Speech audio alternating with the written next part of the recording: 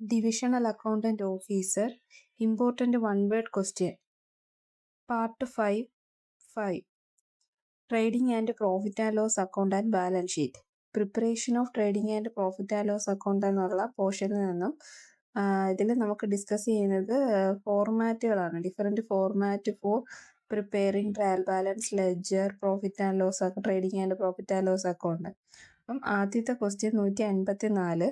The trial balance of Ankit for the purpose of preparation of financial statement. അപ്പം അതിൽ trial balance Ankit എന്ന് പറയുന്ന ഒരു ഫേമിൻ്റെ ട്രയൽ ബാലൻസ് ആണ് നമ്മൾ പ്രിപ്പയർ ചെയ്യുന്നത്. അപ്പം ട്രയൽ ബാലൻസിൻ്റെ ഫോർമാറ്റാണ് നമുക്കറിയാം. ഫിനാൻഷ്യൽ ഇയർ എൻഡിലായതുകൊണ്ട് തന്നെ March 31, 2017. അപ്പം അതിൻ്റെ ഒരു ഫോർമാറ്റാണ് താഴെ കൊടുത്തേക്കുന്നത്. നമുക്കത് ഡിസ്കസ് ചെയ്യാം. എന്തൊക്കെ ഐറ്റംസ് എഴുതുന്നുണ്ട്, ഡെബിറ്റ് ഏതാ, ക്രെഡിറ്റ് ഏതാ പോയേക്കുന്നതെന്നൊക്കെ ഉള്ളത്. ആദ്യത്തെ ഐറ്റം ക്യാഷ് ആണ്. ക്യാഷ് അക്കൗണ്ട് ടൈറ്റിൽ ആദ്യം ക്യാഷ്, അതിൽ കഴിഞ്ഞ് ലെഡ്ജർ ഫോളിയോ ഉണ്ട്, ഡെബിറ്റ് അക്കൗണ്ട് ഉണ്ട്, ഡെബിറ്റ് എമൗണ്ട് ഉണ്ട്, ക്രെഡിറ്റ് എമൗണ്ട് ഉണ്ട്. ഇത്രയും കോളങ്ങളാണ് ട്രയൽ ബാലൻസിൽ വരുന്നത്. ആദ്യത്തെ അക്കൗണ്ട് ക്യാഷ്. ക്യാഷിന് എന്ത് ബാലൻസ് ആണ്? ഡെബിറ്റ് ബാലൻസ് ആണ്. ക്യാപിറ്റൽ ഒരു എക്സ്പെൻസ് ആയതുകൊണ്ട് തന്നെ ക്രെഡിറ്റ് ബാലൻസ് ആണ്. ബാങ്കിന് നമുക്ക് ഡെബിറ്റ് ബാലൻസ് ആണ്. Sales, wages, creditors, salary, long term loans, furniture, commission received, rent on building, debtors, bad debt, purchase. അപ്പം ഇത്രയും ഐറ്റംസ് ഒക്കെ ഇതിൻ്റെ അക്കൗണ്ട് ടൈറ്റിൽസ് എവിടെ നിന്നാണ് കിട്ടിയത്? ലെഡ്ജറിൽ നിന്നാണ് നമുക്ക് ഇത്രയും അക്കൗണ്ട്സിൻ്റെ ടൈറ്റിൽസ് കിട്ടുന്നത്. അപ്പോൾ ഓരോ അക്കൗണ്ടിൻ്റെയും ടൈറ്റിലുകൾ എഴുതി അതിന് എന്ത് ബാലൻസ് ആണ് വന്നത്, ലെഡ്ജറിൽ എന്ത് ബാലൻസ് ആണ് വന്നതെന്ന് നോക്കിയിട്ടാണ് നമ്മൾ ട്രയൽ ബാലൻസിൽ എമൗണ്ട് പോസ്റ്റ് ചെയ്യുന്നത്. ക്യാഷിന് ഡെബിറ്റ് ബാലൻസ് ആയതുകൊണ്ട് 1000 രൂപ ഡെബിറ്റിൽ കൊടുത്തു. പിന്നെന്താണ് ക്യാപിറ്റൽ ലെഡ്ജറിൽ ക്രെഡിറ്റ് ബാലൻസ് 12,000 രൂപ കാണിച്ചതുകൊണ്ട് ലെഡ്ജറിൽ അക്കൗണ്ട് ടൈറ്റിൽ ക്യാപിറ്റൽ എന്ന് എഴുതി 12,000 കാണിച്ചു. അങ്ങനെ എമൗണ്ട് കോളത്തിൽ 2 എമൗണ്ട് കോളം, ഡെബിറ്റ് എമൗണ്ട് കോളവും ക്രെഡിറ്റ് എമൗണ്ട് കോളവും. ഈ 2 എമൗണ്ട് കോളത്തിലും ലെഡ്ജറിൻ്റെ എല്ലാ ടൈറ്റിൽസും എഴുതി അതാത് ബാലൻസ് നമ്മൾ കാണിക്കുന്നു.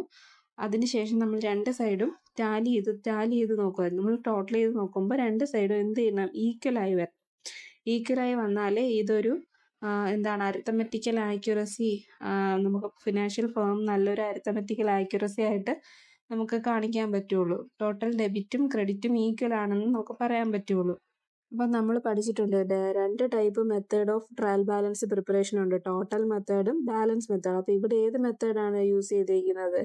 ബാലൻസ് മെത്തേഡാണ് യൂസ് ചെയ്തിരിക്കുന്നത്. കാരണം ബാലൻസ് മെത്തേഡ് എങ്ങനെയാണ്? ഈ പറഞ്ഞ കണക്ക് ഒരു അക്കൗണ്ടിൻ്റെ ബാലൻസ് വരുന്ന ഡെബിറ്റ് ആണോ ക്രെഡിറ്റ് ആണോ ആ ഒരു എമൗണ്ട് മാത്രമേ, ആ ഒരു പോർഷൻ മാത്രമേ നമ്മൾ ട്രയൽ ബാലൻസിലോട്ട് എടുക്കുന്നുള്ളൂ. അതായത് ബാലൻസ് മെത്തേഡ് എന്ന് വെച്ചാൽ എന്താണ്? This method use each ledger account final ഡെബിറ്റോ credit balance in the trial balance. അപ്പം ട്രയൽ ബാലൻസ് പ്രിപ്പയർ ചെയ്യുന്നതിന് 3 മെത്തേഡാണ് മെയിനായിട്ട്: total method, balance method and total cum balance method. അപ്പം നമ്മൾ കോമൺലി യൂസ് ചെയ്യുന്ന മെത്തേഡ് ഏതാണെന്ന് പഠിച്ചിട്ടുണ്ട്? ബാലൻസ് മെത്തേഡ് ആണെന്ന് പഠിച്ചിട്ടുണ്ട്. അപ്പം ബാലൻസ് മെത്തേഡിലുള്ള ഒരു ഫോർമാറ്റിലുള്ള ട്രയൽ ബാലൻസ് ആണ് ഇവിടെ കൊടുത്തത്.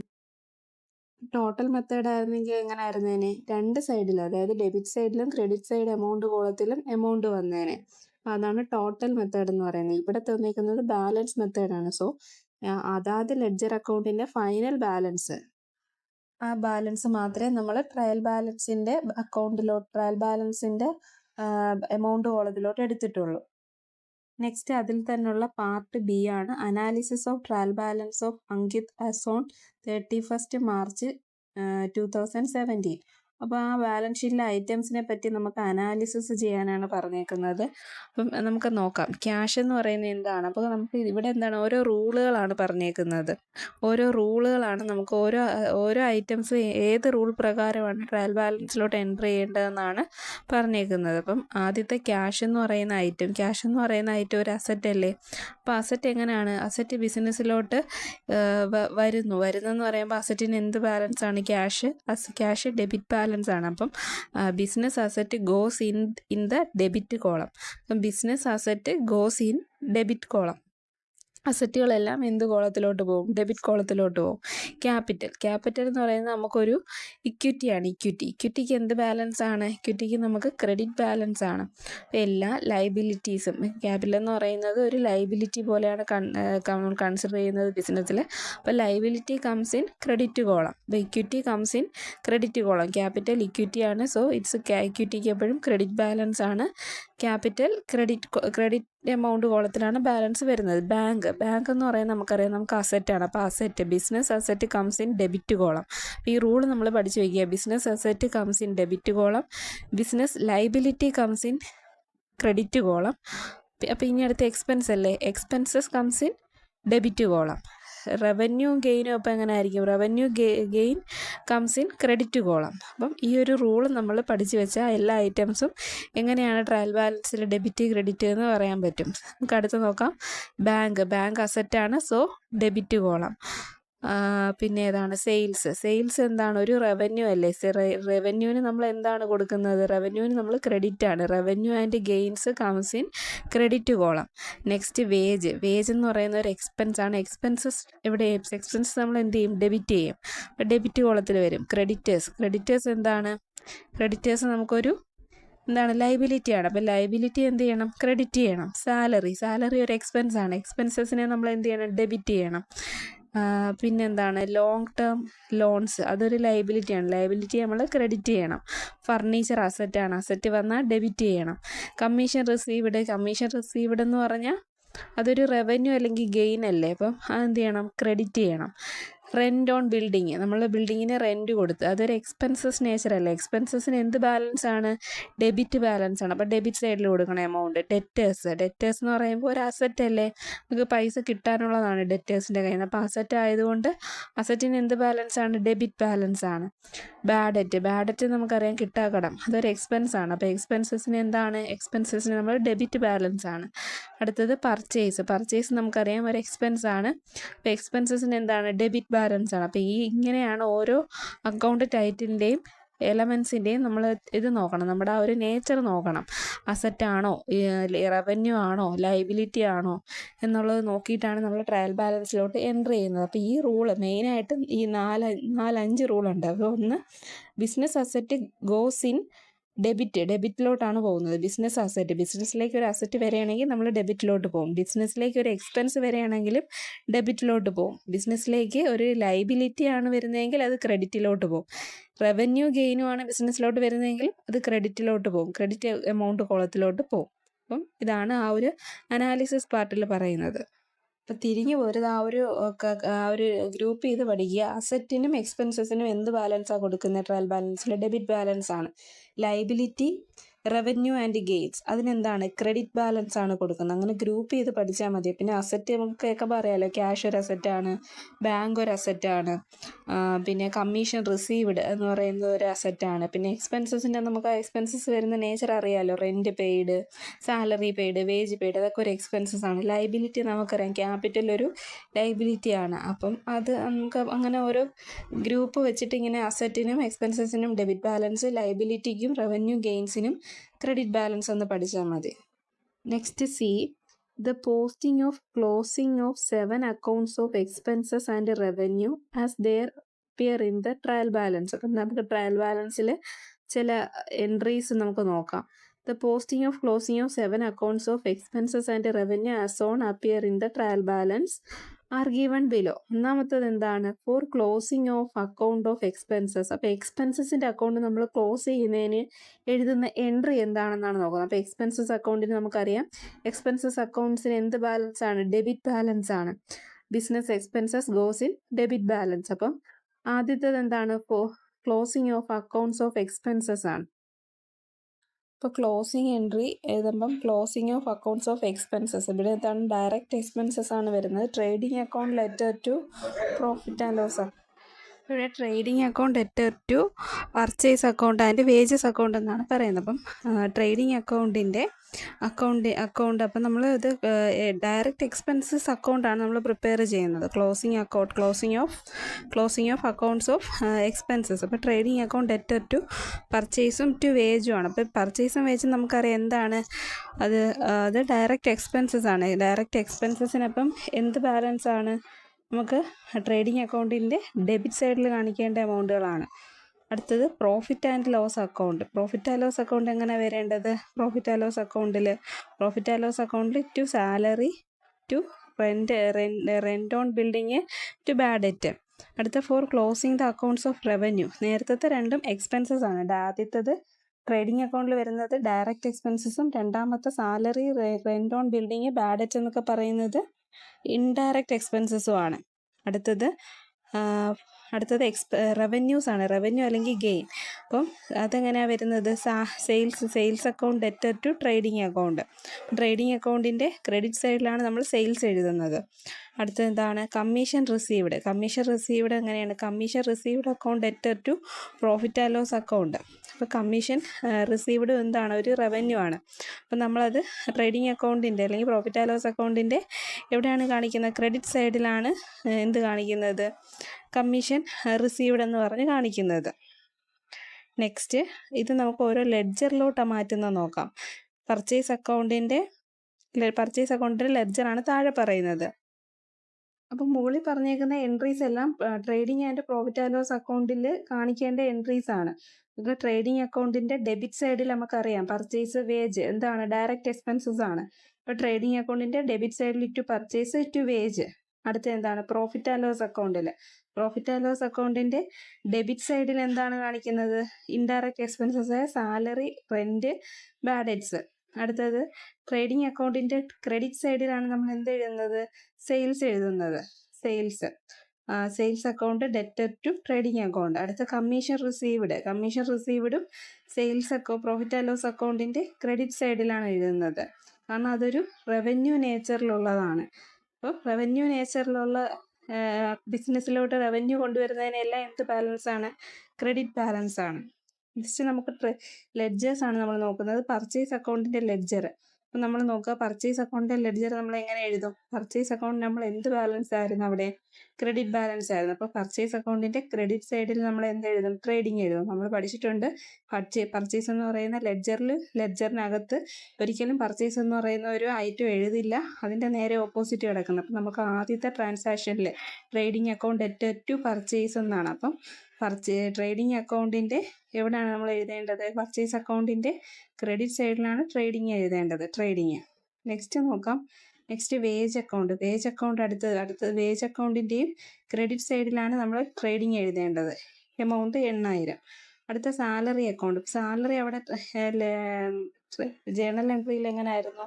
Profit and loss account debtor to salary എന്നാണ്. അപ്പോൾ സാലറി അക്കൗണ്ടിൻ്റെ ഏത് സൈഡിൽ എഴുതണം? സാലറി അക്കൗണ്ടിൻ്റെ ക്രെഡിറ്റ് സൈഡിൽ പ്രോഫിറ്റ് ആൻഡ് ലോസ് അക്കൗണ്ട് എന്ന് എഴുതണം. Rent of building account. അപ്പോൾ റെന്റ് ഓഫ് ബിൽഡിംഗ് അക്കൗണ്ടിൻ്റെയും ക്രെഡിറ്റ് സൈഡിൽ പ്രോഫിറ്റ് ആൻഡ് ലോസ് അക്കൗണ്ട് എന്ന് എഴുതണം. അപ്പോൾ നമ്മൾ പ്രോഫിറ്റ് ആൻഡ് ലോസ് അക്കൗണ്ടാണ് എഴുതുന്നതെങ്കിൽ ഇതെല്ലാം എവിടെ പോകും? ഡെബിറ്റ് സൈഡിൽ പോകും. Bad debt account. അടുത്ത ബാഡ് ഡെറ്റ് അക്കൗണ്ടിൻ്റെയും ക്രെഡിറ്റ് സൈഡിൽ profit and loss account. Sales account വരുമ്പോൾ നമ്മൾ ഇങ്ങനെ എഴുതിയത് സെയിൽസ് അക്കൗണ്ട് ഡെറ്റർ ടു എന്ന് പറഞ്ഞാൽ എഴുതിയത്.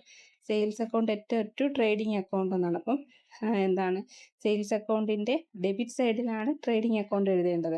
കമ്മീഷൻ റിസീവ്ഡിൻ്റെ നമ്മൾ ജേണൽ എൻട്രി എങ്ങനെയായിരുന്നു? Commission received account debtor to profit and loss account ആണ്. അപ്പോൾ ടു വരുന്നതൊക്കെ എപ്പോഴാണ്? ഡെബിറ്റ് സൈഡിലാണ്. അപ്പോൾ കമ്മീഷൻ റിസീവ്ഡ് എന്ന് പറയുന്ന ലെഡ്ജറിൻ്റെ ടു സൈഡിൽ to profit and loss account. Left സൈഡിൽ എപ്പോഴും ടൂവും റൈറ്റ് സൈഡിൽ എപ്പോഴും ബൈയും ആണ് എഴുതുന്നത്. അപ്പോൾ അങ്ങനെ നോക്കി വെച്ചാലും മതി. ഇപ്പോൾ നമ്മളൊരു ജേണൽ എൻട്രി, ആദ്യത്തെ ജേണൽ എൻട്രിയിൽ എങ്ങനെയാണ് വന്നത്? ആദ്യത്തെ ജേണൽ എൻട്രിയിൽ trading account debtor to purchase account എന്നാണ്. അപ്പോൾ പർച്ചേസ് അക്കൗണ്ടിൻ്റെ ഏത് സൈഡിലാണ്? ക്രെഡിറ്റ് സൈഡിലാണ്. ടു പർച്ചേസ് എന്നല്ലേ വന്നത്. അപ്പം ടു വരുമ്പോൾ ലെഫ്റ്റ് സൈഡ് വരും. അപ്പോൾ ലെഫ്റ്റ് സൈഡിൽ നമ്മൾ എഴുതില്ല പർച്ചേസ് ഒന്നും ഒരിക്കലും നമ്മൾ എഴുതില്ല. അപ്പോൾ അതിൻ്റെ ക്രെഡിറ്റ് സൈഡിൽ ട്രേഡിംഗ് അക്കൗണ്ട് എന്ന് എഴുതി. ട്രേഡിംഗ് 75,000 എഴുതി. അതുപോലെ തന്നെയാണ് വേജ്. ടു വേജ് എന്നല്ലേ പറഞ്ഞേക്കുന്നത്. അപ്പോൾ ടു വരുമ്പോൾ ലെഫ്റ്റ് സൈഡിലല്ലേ ടു വരേണ്ടത്, പക്ഷെ നമ്മൾ അതിൻ്റെ ഓപ്പോസിറ്റ് എഴുതാവൂ. ട്രേഡിങ്.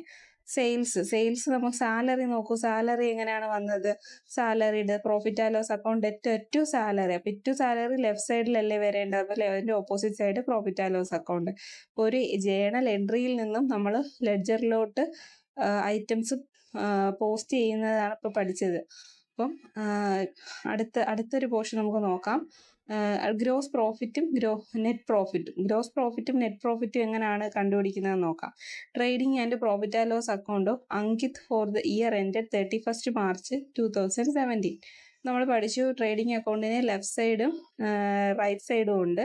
ലെഫ്റ്റ് സൈഡിൽ എല്ലാ എക്സ്പെൻസസും ലോസസും, റൈറ്റ് സൈഡിൽ റവന്യൂ ഗെയിൻസ്. അപ്പം ലെഫ്റ്റ് സൈഡാണ് ഡെബിറ്റ് സൈഡ്, ക്രെഡിറ്റ് സൈഡ് എന്ന് പറയുന്ന റൈറ്റ് സൈഡാണ്. അപ്പോൾ ആദ്യം എന്താണ് എഴുതിയേക്കുന്നത്? ഇവിടെ എന്തില്ല, നമ്മൾ ആദ്യം സത്യത്തിൽ എഴുതേണ്ടത് ഒരു ഓപ്പണിംഗ് സ്റ്റോക്ക് എന്ന് പറയുന്ന ഒരു ഐറ്റം വെച്ചാണ് ട്രേഡിംഗ് അക്കൗണ്ട് സ്റ്റാർട്ട് ചെയ്യേണ്ടത്. പക്ഷെ ഇവിടെ എന്തില്ല, ഓപ്പണിംഗ് സ്റ്റോക്ക് ഇല്ല. ഓപ്പണിംഗ് സ്റ്റോക്ക് ഇല്ലാത്തപ്പോൾ നമുക്ക് അടുത്ത ഡയറക്റ്റ് എക്സ്പെൻസ് ഏതാണ്? പർച്ചേസ് ആണ്. Purchase 75,000, wage 8,000. നെക്സ്റ്റ് റവന്യൂ ഗെയിനിൽ നോക്കൂ, സെയിൽസ് 1,25,000. അപ്പം നമ്മളത് ബാലൻസ് ചെയ്യുമ്പോൾ നമുക്കറിയാം ക്രെഡിറ്റ് സൈഡാണ് കൂടി നിൽക്കുന്നത്. ആ 1,25,000 രണ്ട് സൈഡിലും എഴുതി. നമ്മൾ ബാലൻസ് എത്ര? 42,000 രൂപ നമുക്ക് ബാലൻസ് ഉണ്ട്. 42 രൂപ എങ്ങനെയാണ് വന്നേ? ഈ 1,25,000 നിന്ന് 75,000 8,000 കുറയ്ക്കുന്നതാണ് ഗ്രോസ് പ്രോഫിറ്റ്. ഏത്? 42,000. അതെങ്ങനെയാണ് ഡെബിറ്റ് സൈഡിൽ വന്നത്? ഡെബിറ്റ് സൈഡിലല്ലേ എമൗണ്ട് കുറവ്. നമുക്ക് അതിവിടെ ടാലി ആക്കാൻ വേണ്ടി ആ 42,000 ഡെബിറ്റ് സൈഡിൽ എഴുതി. അതാണ് ഗ്രോസ് പ്രോഫിറ്റ്. അടുത്ത എന്താണ്? ഈ ഗ്രോസ് പ്രോഫിറ്റ് നമ്മൾ എന്ത് ചെയ്യണം? ബ്രോ ഡൗൺ ചെയ്യണം ഇങ്ങോട്ടത്തേക്ക്, പ്രോഫിറ്റ് ആൻഡ് ലോസ് അക്കൗണ്ടിലോട്ട് ബ്രോ ഡൗൺ ചെയ്യണം.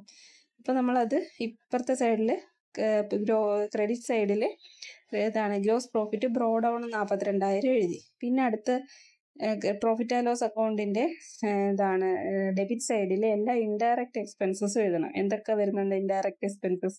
Salaries, rent on building, bad debts. അത് കഴിഞ്ഞ് ഇപ്പുറത്തെ റവന്യൂ ആൻഡ് ഗെയിൻസിൽ കമ്മീഷൻ റിസീവ്ഡ്, റൈറ്റ് സൈഡിൽ കമ്മീഷൻ റിസീവ്ഡ് 5,000. അപ്പം നമ്മൾ രണ്ടും കൂടെ കൂട്ടി നോക്കുമ്പോൾ ക്രെഡിറ്റ് സൈഡാണ് കൂടി നിൽക്കുന്നത്. എന്ന് വെച്ചാൽ profit and loss account brought ഡൗണും കമ്മീഷൻ റിസീവ്ഡും കൂടെ ആഡ് ചെയ്യുമ്പോൾ 47,000 വരുന്നു. അത് നമ്മൾ രണ്ട് സൈഡിലും എഴുതി.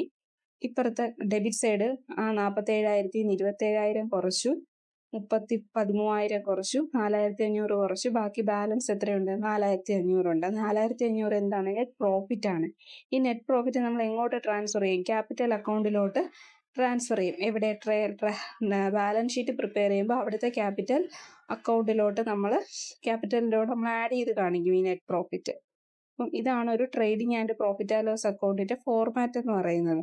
Trading and profit and loss account ഒരുമിച്ചാണ് നമ്മൾ പ്രിപ്പയർ ചെയ്യുന്നത്. അതുകൊണ്ടാണ് ഈ ഒരു ഒറ്റ ബോക്സിൽ തന്നെ കാണിച്ചിരിക്കുന്നത്. ആദ്യത്തെ പാർട്ട് ഡയറക്റ്റ് എക്സ്പെൻസസ് ആണ്, പർച്ചേസും വേജസും. അതിൽ നിന്ന് ഗ്രോസ് പ്രോഫിറ്റ് കിട്ടി. ഗ്രോസ് പ്രോഫിറ്റ് കിട്ടുമ്പോൾ ട്രേഡിംഗ് അക്കൗണ്ട് അവിടെ തീർന്നു. അത് നമ്മൾ ബ്രോഡ് ഫോർവേഡ് ചെയ്ത് ഏതിലോട്ട്? P&L അക്കൗണ്ടിലോട്ട്, പ്രോഫിറ്റ് ആൻഡ് ലോസ് അക്കൗണ്ടിലോട്ട്. എന്നിട്ട് ഇൻഡയറക്റ്റ് എക്സ്പെൻസസ് എല്ലാം ഡെബിറ്റ് ചെയ്തു. Salary, rent on building, bad debt. Revenue and income ഏതാണ്? Commission received. അത് നമ്മൾ പ്രോഫിറ്റ് ആൻഡ് ലോസ് അക്കൗണ്ടിൻ്റെ ക്രെഡിറ്റ് സൈഡിൽ കാണിച്ചു. നെക്സ്റ്റ് നമുക്കൊരു cost of goods sold and closing stock. അതെങ്ങനെയാണ് ഇതിൽ നിന്ന് ഡിറൈവ് ചെയ്തെടുക്കുന്നത് നമുക്ക് നോക്കാം. ഇപ്പോൾ കോസ്റ്റ് ഓഫ് ഗുഡ്സ് സോൾഡ് അഥവാ ക്ലോസിംഗ് സ്റ്റോക്ക് നമുക്ക് ഈ തന്നേക്കുന്ന ട്രേഡിംഗ് അക്കൗണ്ടിലുണ്ടോ? Trading account on Ankit for the year ended 31 March 2017 എന്നുള്ളതിൽ നമുക്ക് എന്തില്ല? ഓപ്പണിംഗ് സ്റ്റോക്കും ഇല്ല, ക്ലോസിംഗ് സ്റ്റോക്കും ഇല്ല. എന്താണ് അവിടെ? ഡയറക്റ്റ് എക്സ്പെൻസസ് ആയ പർച്ചേസ്, വേജും പിന്നെ റവന്യൂ ഗെയിൻസിൽ സെയിൽസും മാത്രമേ തന്നിട്ടുള്ളൂ. അപ്പം നമുക്ക് സെയിൽസ് 1,25,000. അത് ക്രെഡിറ്റ് സൈഡാണ് കൂടി നിൽക്കുന്നത്. നമ്മളത് അപ്പുറം ഇപ്പുറം എഴുതി. കുറവുള്ള സൈഡ് ഡെബിറ്റ് സൈഡിൽ എങ്ങനെയാണ് ബാലൻസ് ഗ്രോസ് പ്രോഫിറ്റ് വന്നത്? 1,25,000 നിന്ന് 75,000 8,000 കുറച്ച് കിട്ടുന്ന എമൗണ്ടാണ് 42,000. അപ്പം നെക്സ്റ്റ് നമുക്ക് ആ ഒരു ഇല്ലിസ്ട്രേഷൻ കൊടുത്തിട്ടുണ്ട്. ഒരു ഒരു പ്രോബ്ലം പോലെ അത് കൊടുത്തിട്ടുണ്ട്. നമുക്കതൊന്ന് വായിച്ചു നോക്കാം. എങ്ങനെയാണ് അതിൽ നിന്നും കോസ്റ്റ് ഓഫ് ഗുഡ്സ് സോൾഡ് കാണുന്നത്. നമുക്ക് മിക്ക PSC എക്സാംസിനും കോസ്റ്റ് ഓഫ് ഗുഡ്സ് സോൾഡ് കാണാനുള്ള ഒരു പ്രോബ്ലം പോലുള്ള ഒരു ക്വസ്റ്റ്യൻ എന്തായാലും കാണും. അക്കൗണ്ടന്റും PSCയുടെ അക്കൗണ്ടന്റ് പരീക്ഷകളിലെല്ലാം വരുന്ന ഒരു പ്രോബ്ലം ക്വസ്റ്റ്യൻ ആണ് cost of goods sold calculate ചെയ്യാനുള്ളത്. അപ്പോൾ അത് 2-3 ഇക്വേഷൻ ഉണ്ട്. അത് വെച്ച് എങ്ങനെയാണ് കോസ്റ്റ് ഓഫ് ഗുഡ്സ് സോൾഡ് കാണുന്നത് നോക്കാം. If there is no opening or closing stock, the total of purchase and direct expenses is taken as cost of goods sold. ഇപ്പം എന്താ ഇവിടെ ആദ്യത്തെ പറഞ്ഞേക്കുന്നത്, ഓപ്പണിംഗ് സ്റ്റോക്കും ക്ലോസിംഗ് സ്റ്റോക്കും തന്നിട്ടില്ല എന്നുണ്ടെങ്കിൽ നമ്മൾ കോസ്റ്റ് ഓഫ് ഗുഡ്സ് സോൾഡ് എങ്ങനെ കാണും? ടോട്ടൽ പർച്ചേസസിൽ നിന്നും ഡയറക്റ്റ് എക്സ്പെൻസസിൽ നിന്നും കാണുമെന്നാണ് പറഞ്ഞേക്കുന്നത്. അപ്പോൾ അതെങ്ങനെയാണ്? For example, notice that purchase amount തന്നിട്ടുണ്ട് 75,000. വേജ് എമൗണ്ട് 8,000 തന്നിട്ടുണ്ട്. അപ്പം നമുക്ക് പർച്ചേസും വേജും എന്താണ്? ഇൻഡയറക്റ്റ് എക്സ്പെൻസസ് ആണെന്നറിയാം. Hence the cost of goods sold will be computed. ആ ഒരു ഫോർമുല എന്താണ്? Cost of goods sold is equal to purchase plus direct expenses. പർച്ചേസും ഡയറക്റ്റ് എക്സ്പെൻസസും കൂടെ കൂട്ടുമ്പോൾ നമുക്ക് എന്ത് കിട്ടും? കോസ്റ്റ് ഓഫ് ഗുഡ്സ് സോൾഡ് കിട്ടും. നമ്മൾ ആ T ഷേപ്പിലുള്ള ഫോർമാറ്റിൽ നമുക്കറിയാം. ഡെബിറ്റ് സൈഡിൽ എന്തൊക്കെ കിടപ്പുണ്ട്? പർച്ചേസ് കിടപ്പുണ്ട്, വേജ് കിടപ്പുണ്ട്. അപ്പം ഇത് രണ്ടും കൂടെ ആഡ് ചെയ്താൽ നമുക്ക് എന്ത് കിട്ടും? കോസ്റ്റ് ഓഫ് ഗുഡ്സ് സോൾഡ് കിട്ടും. ഇനി അടുത്ത എന്താ പറയുന്നത്? അപ്പോൾ ഈ ഇക്വേഷൻ കാണാതെ പഠിച്ച് വെച്ചേക്കാം. ചിലപ്പോൾ ക്വസ്റ്റ്യനിൽ ഓപ്പണിംഗ് സ്റ്റോക്കും തരത്തില്ല, ക്ലോസിംഗ് സ്റ്റോക്കും തരത്തില്ല.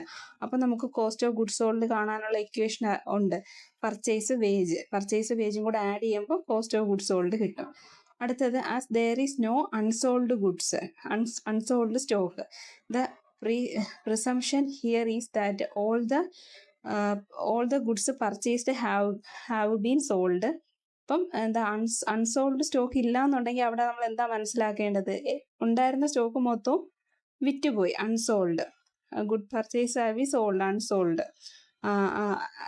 But in practice there is some unsold goods at the end of the accounting period. For example, ഇപ്പം എന്തുണ്ട് അവിടെ? ക്ലോസിംഗ് സ്റ്റോക്ക് ഉണ്ട്. It let's assume that out of stock purchased amount 75,000. അടുത്തൊരു കേസിൽ പർച്ചേസ് എത്ര amount തന്നേക്കുന്നു? 75,000 തന്നേക്കുന്നു in the current year. Ankit is able to sell the goods of cost of 60,000 ഉള്ളി. 60,000 രൂപയ്ക്ക് വിറ്റുള്ളൂ.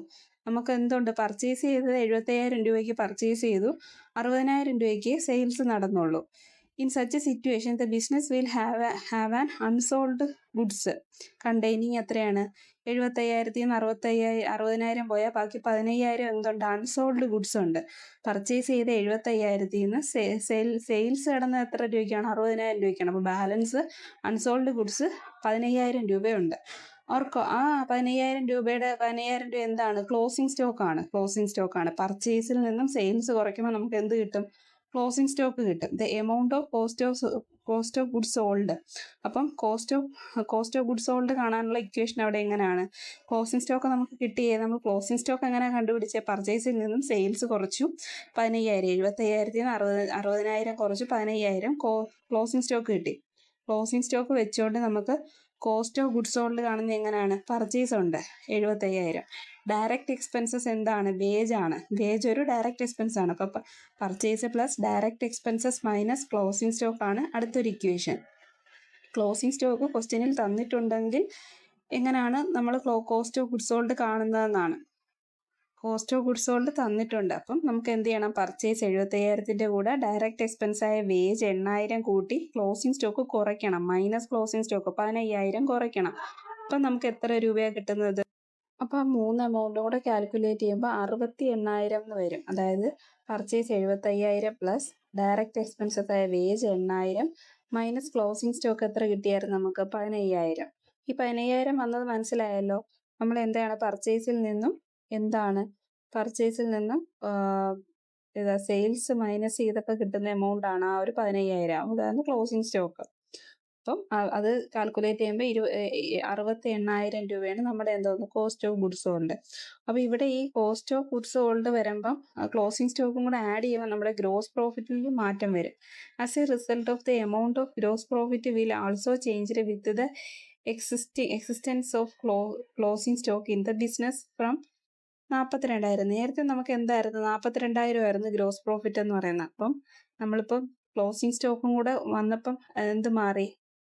ഗ്രോസ് പ്രോഫിറ്റിൽ മാറ്റമുണ്ട്. ക്ലോസിംഗ് സ്റ്റോക്ക് കൂടെ വരും. അത് എത്രയാവും? 42,000 എന്നുള്ളത് 57,000 ആവും. കാരണം താഴത്തെ ആ ഒരു ഫോർമാറ്റ് നോക്കിയാൽ അറിയാം, trading account of Ankit for the year ended 31 March 2017. അപ്പോൾ അവിടെ ഇപ്പോഴും ഓപ്പണിംഗ് സ്റ്റോക്ക് ഇല്ല. ഓപ്പണിംഗ് സ്റ്റോക്ക് ഇല്ലാത്തതുകൊണ്ട് പർച്ചേസ് വേജേ ഉള്ളൂ ഡെബിറ്റ് സൈഡിൽ. ക്രെഡിറ്റ് സൈഡിൽ ഒരു ഐറ്റവും കൂടെ അഡീഷണൽ വന്ന്, സെയിൽസിൻ്റെ കൂടെ എന്തും കൂടെ വന്ന്, ക്ലോസിംഗ് സ്റ്റോക്കും കൂടെ വന്നു. അപ്പം നമുക്ക് ക്ലോസിംഗ് സ്റ്റോക്ക് എങ്ങനെയാണ് വന്നതെന്ന് മനസ്സിലായല്ലോ. ഈ സെയിൽസിൽ നിന്ന് പർച്ചേസ് മൈനസ് ചെയ്യുമ്പോഴാണ് നമുക്ക് എന്ത് കിട്ടുന്നത്? ക്ലോസിംഗ് സ്റ്റോക്ക് കൂടെ കിട്ടുന്നത്. ക്ലോസിംഗ് സ്റ്റോക്ക് കൂടെ വന്നപ്പം ഗ്രോസ് പ്രോഫിറ്റ് എന്തായി? 57,000 രൂപയായി. താഴോട്ട് എന്ത് ചെയ്യണം? ആ ഗ്രോസ് പ്രോഫിറ്റ് ബ്രോ ഡൗൺ ചെയ്യണം പ്രോഫിറ്റ് ആൻഡ് ലോസ് അക്കൗണ്ടിലോട്ട്. അപ്പം നമ്മുടെ നെറ്റ് പ്രോഫിറ്റിലും എന്തുണ്ടാവും? ചേഞ്ച് ഉണ്ടാവും. Okay, thank you.